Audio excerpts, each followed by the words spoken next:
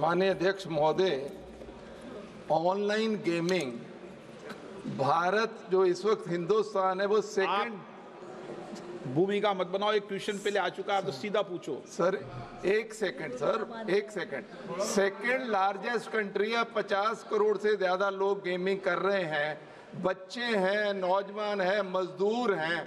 Addiction हो रही है, लोगों की हालत, और फॉर्मेट ऐसे बने कंपनियों के कि वो पहली गेम जिता देते हैं, बाद में उनको हराना शुरू करते हैं। मैं पूछना चाहता हूं मंत्री जी, क्या ये जो ऐसे एल्गोरिदम बने हुए हैं आईटी में, कंपनियों ने बनाए, उन एल्गोरिदम्स को कंट्रोल करेंगे जिसमें लोग गेमिंग के नाम पे बेटिंग में ना फंस जाएं और उनका कोई भला हो सके? अध्यक्ष जी, माननीय सांसद महोदय का ये जो कंसर्न है वाकई एक जेन्युइन कंसर्न है और इसमें भारत सरकार ने अपनी तरफ से कई स्टेप्स लिए हैं। साथ ही साथ ये चूँकि हमारे संविधान की व्यवस्था में राज्य सरकारों के परिधन उसमें आता है सर, जो हमारी स्टेट लिस्ट है, लिस्ट 2, उसमें एंट्री 34 में बेटिंग एंड गैम्बलिंग आता है। तो राज्य सरकारों को इसका लेजिस्लेटिव फ्रेमवर्क बनाने का पावर है। कुछ राज्यों ने इसमें पहल भी की है और इसके अलावा भारत की जो नई न्याय संहिता है, भारतीय न्याय संहिता, उसमें सेक्शन 112 में भी इसमें एक्शन लिया जा सकता है। इसके साथ ही साथ कई ऐसे स्टेप्स लिए गए हैं जो I4C, उसके माध्यम से जहाँ से भी कंप्लेंट आती है उस कंप्लेंट के बेसिस पे जो IT इंटरमीडिएरी रूल है उसके हिसाब से 1410 गेमिंग साइट्स को ऑलरेडी ब्लॉक किया जा चुका है। माननीय सदस्य, ऑनरेबल मेंबर। सर मेरा निवेदन ये है कि कितने बच्चे खेल रहे हैं गेम्स, कितने नौजवान गेम खेल रहे हैं, कितने मजदूर खेल रहे हैं, वो जानकारी बता दें।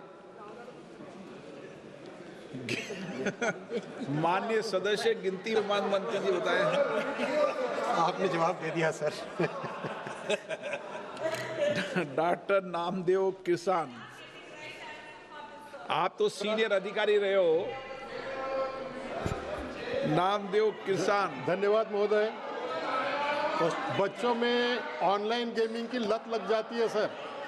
लत लगने से वो पढ़ाई पर ध्यान देते नहीं और खाने के ऊपर भी उनका ध्यान होता नहीं है, वो ऑनलाइन गेमिंग में व्यस्त रहते हैं। तो सरकार ये बच्चों में जो ऑनलाइन गेमिंग की लत लगती है इसको रोकने के लिए कोई उपाय करेगी?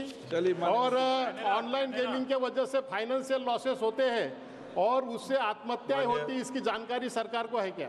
माननीय अध्यक्ष जी, जैसा स्पष्ट तौर पे कहा, ये संविधान की व्यवस्था के अनुसार इसमें लीगल प्रोविजन बनाने का कानून बनाने का प्रावधान स्टेट्स के पास है। केंद्र की तरफ से मिनिस्ट्री ऑफ एजुकेशन ने एक बहुत क्लियर एडवाइजरी इशू की है। Ministry of information and broadcasting ने एडवर्टीजमेंट के ऊपर एडवाइजरी इशू की है। साथ ही साथ I4C की रिपोर्टिंग के आधार पे 1410 साइट्स को ब्लॉक किया गया है।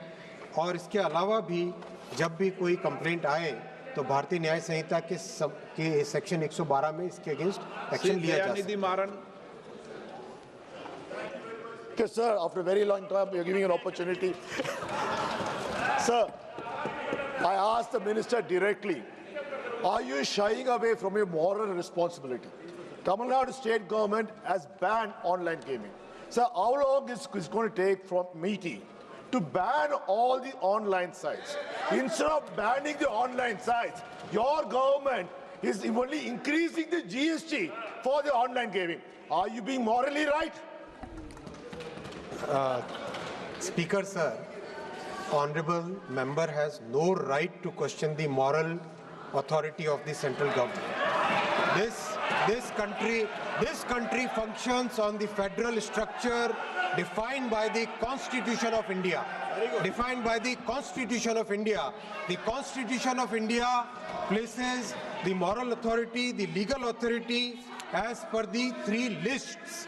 The list under which action can be, any law can be created is with the responsibility of the state government.